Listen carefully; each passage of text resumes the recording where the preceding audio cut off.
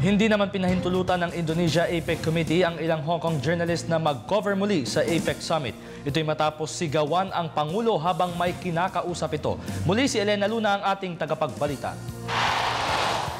Kinilala ni Communications Secretary Ricky Carandang ang naging maagap na pag-aaksyon ng Indonesian security sa nangyaring insidente kay Pangulong Aquino.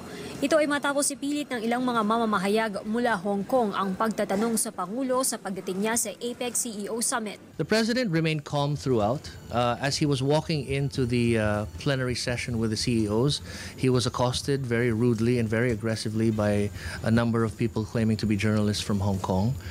Indonesian security deemed it to be excessive and they took action to prevent them from getting too close to the President. The President was very calm.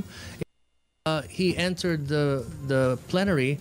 We were not aware of what exactly happened until afterwards when he was telling us what happened.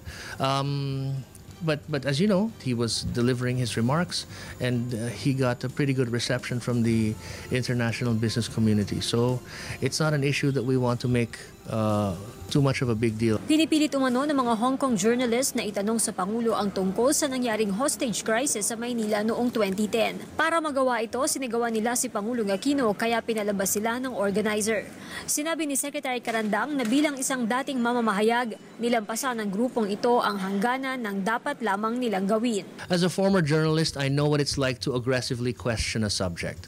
The behavior of those reporters crossed the line from mere questioning to heckling and was even construed by Indonesian security personnel assigned to the President as a potential physical threat to him. So they took what they believed was appropriate action. Dahil sa insidente, kinumpiska ng organizers ang ID ng mga mamamahayag. Hindi na makakapag-cover ang mga journalist na ito sa APEC Summit. Ayon kay Carandang, wala sa kapangyarihan ng Pilipinas na ipabalik ang ID nila. No, we are not the organizer. We don't call the shots. We are guests.